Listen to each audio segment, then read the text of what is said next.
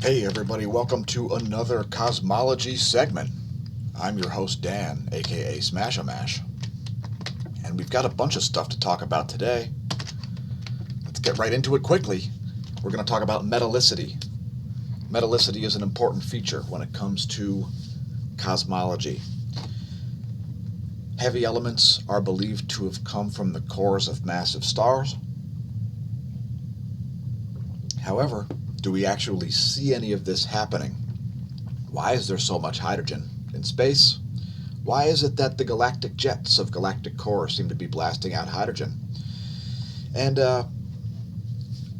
why don't we see non-existent stars in the center of supernoval shells? Well, all of this has to do with the metallicity. As standard cosmology will teach you in an astronomy class that these supernoval type stars will build up chemical shells inside of them, starting with helium, then lithium, and so on down the periodic chart.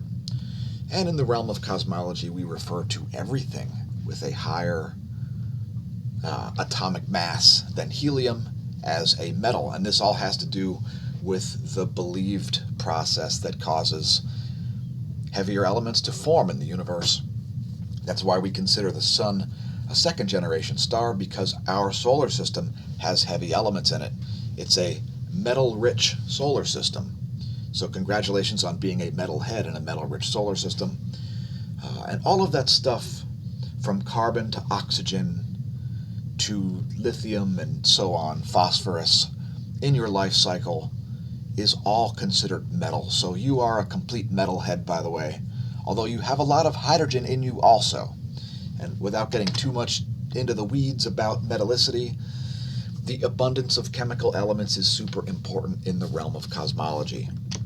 So when we talk cosmology, we need to know what the sort of spectral outputs are for various different objects. And things like UV emission spectra, as well as radio interferometry and so on, tell us information about what's going on in all of those locations out there, at least a little bit of insight. And we do certainly see evidence in such things as laboratory experiments, evidence of heavy elements being created in the atmospheres of stars. So is it possible that supernoval explosions create heavy elements in a way not coming from the stellar cores, but instead somehow out of those atmospheres of those stellar objects? So we're going to get into superionic materials and heavy elements. We're also going to talk the Kola Deep Borehole and hydrogen. So let's move on to talking about superionic water. Now, there are folks that believe that superionic water could dominate the interiors of what we call ice giants like Uranus and Neptune. Let's just stick with the superionic water itself. When you apply 1 million atmospheres of pressure to water, you get this lattice-like suspended state of oxygen. So the red would be the oxygen here, and the white would be the hydrogen, which also would be in a metallic state. And so you get this superionic state where the liquid metallic hydrogen is able to flow around inside of this lattice made of, indeed, suspended oxygen atoms. They just decide to maintain that lattice structure. And this behaves exactly like a metal. It appears black like graphite. And once you get to, and again, it's the weirdest state of water that I can think of. And, you know, many of our viewers may be well aware that water has various different weird states. It gets to its maximum mass at 4 degrees Celsius for some reason. And of course, it's blamed for life. All of the important features of water also include things like heat latency. Well, what happens to all of these features of water? Well, it behaves like a liquid metal alloy when it reaches this superionic state. And it's kind of important when it comes to cosmology. as it does things like explain the geomagnetic fields of planets like Uranus and Neptune. Because if they have vast amounts of this substance in them, it explains how these planets behave like magnetic structures. So in any case, go read up about superionic water if you haven't yet. And you're barely even touching the surface of material science as a human being nowadays, as perhaps all atoms and molecules have some kind of crazy superionic states, but these superionic states explain a lot of things. So maybe that got some wheels turning. There is an article from yesterday about Tetrahedra may explain water's uniqueness, so more interesting articles about water out there as well. You know, water's a very interesting substance, as when it turns to ice, it floats on top of water because it becomes less dense due to its hexagonal structure. And of course, that's why you can use it to do things like tenderize your meat, right? When you put meat in water and freeze it, you can tenderize meat that way. It's a process. Perhaps we'll explain in a recipe sometime, but in any case, water is super important, and water also explains Earth's heat latency, which cannot be measured by measuring the atmosphere. Let's talk about the Kola Deep borehole. Now, the Kola Deep borehole was the deepest hole ever drilled. It was about 12 kilometers deep, and let's just say the expectations of what would happen when they started to drill to 12 kilometers. Let's just say they didn't really receive the results that they expected, as they expected to find all kinds of valuable heavy metals down there. Who knows, gold, lead, and iron all seem to have the same mass for some reason. Now, don't you find that strange? Well, what they found strange while digging a 12-kilometer deep hole, a 12-kilometer deep hole, 12,000 meters, was that they didn't find boundaries between certain geolithic layers and all kinds of other weird stuff, like a plethora of hydrogen, a bunch of bacteria down in the deep borehole. They also invented some new drilling technology because you can't really use a 12-kilometer long drill bit, so they had to use like a water jet drilling system. So that was kind of interesting. In any case, it was expected to reach 13,500 meters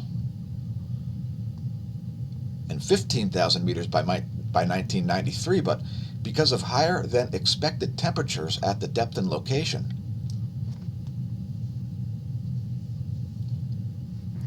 drilling deeper was deemed unfeasible. And let's just say odd things started to happen to their drill bits at these depths. It's very difficult to monitor what's going on down there. But in any case, they did not find what they expected. So they found a large quantity of hydrogen gas, an idea consistent with some sort of superionic state of hydrogen inside the Earth instead of all these heavy elements that were expected. Now, that's only 12 kilometers deep, folks. That's barely even, you're barely even getting to the edge of the crust here. But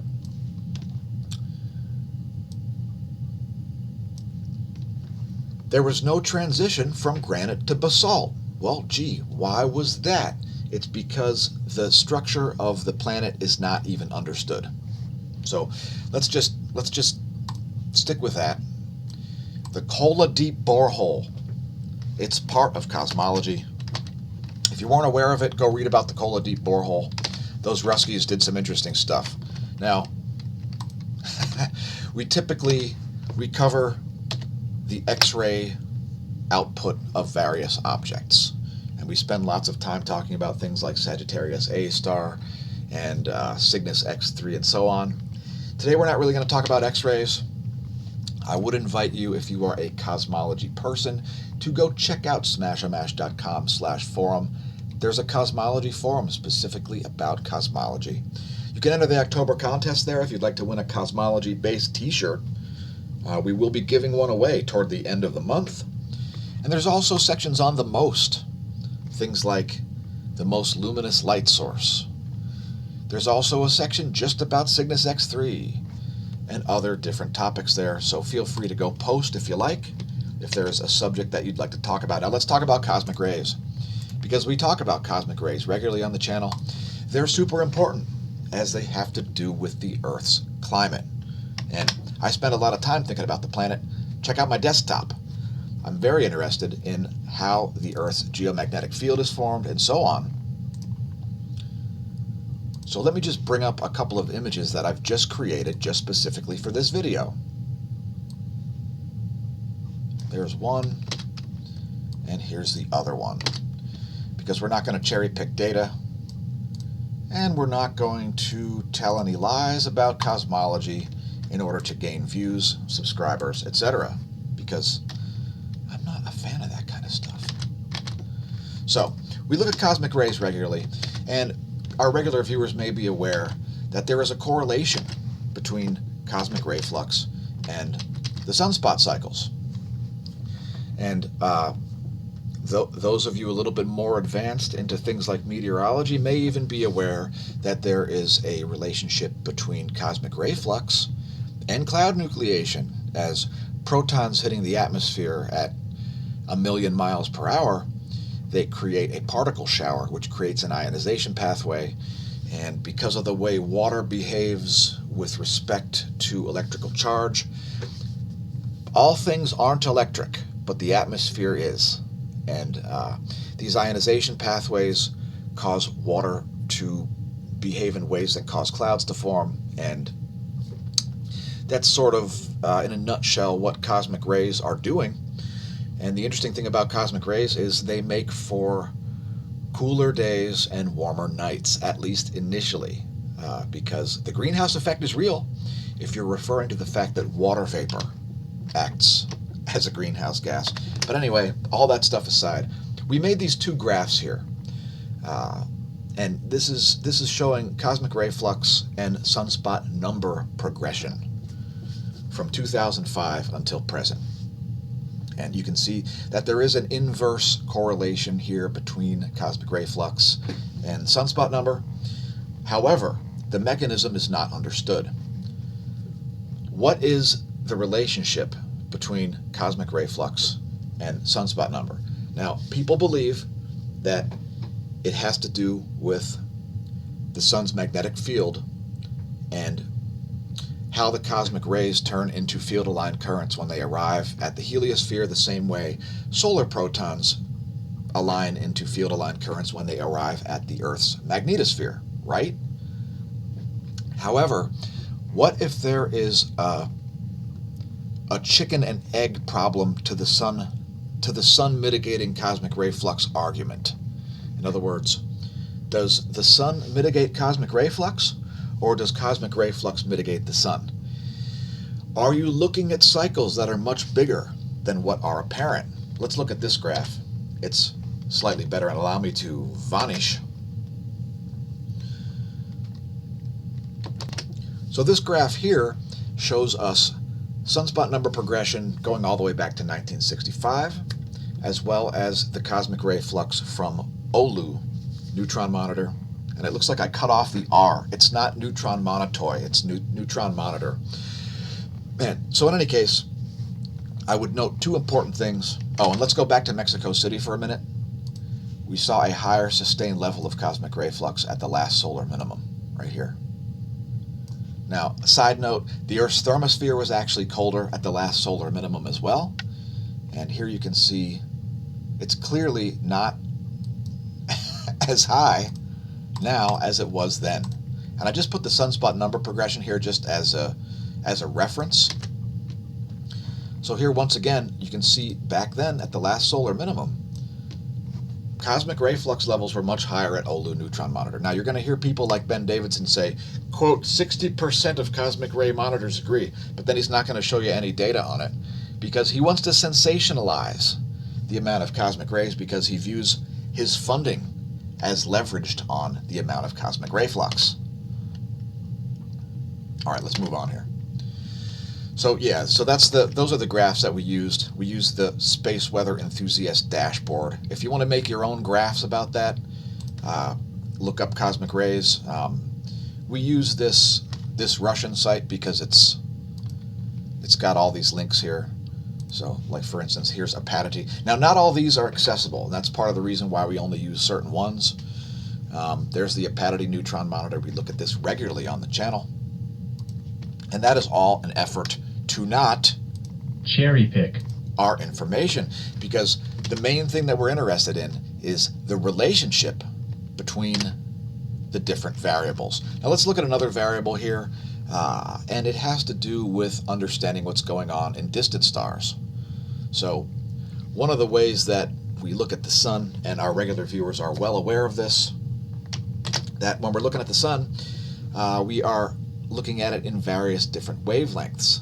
So regular viewers will be fully aware that at some wavelengths, the sun is brighter in a sunspot region, and in other wavelengths, the sun is actually dimmer in a sunspot region. So for instance, if you're looking at it in visible light, and this is an intensity gram that you're looking at here, sunspots actually make the sun appear darker. This is one of the problems with using total solar irradiance as an effective way to measure solar activity. Total solar irradiance actually goes down with a very spot-filled sun.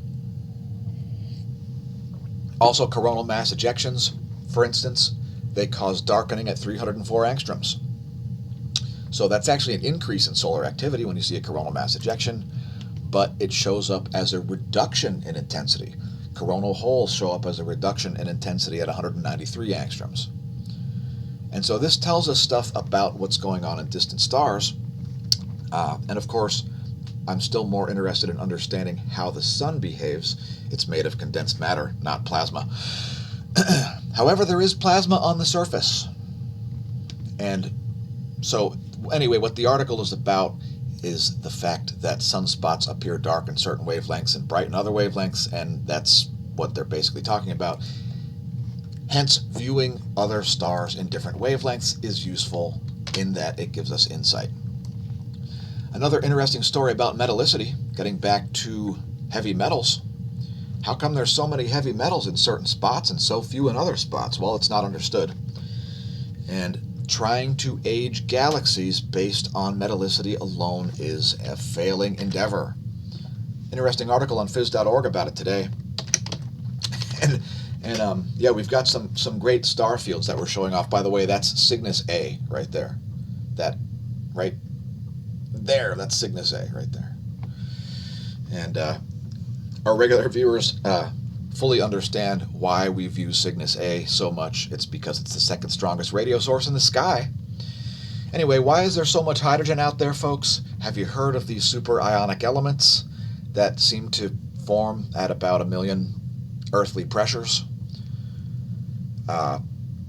Leave us a comment. Let us know what you think about all of that stuff.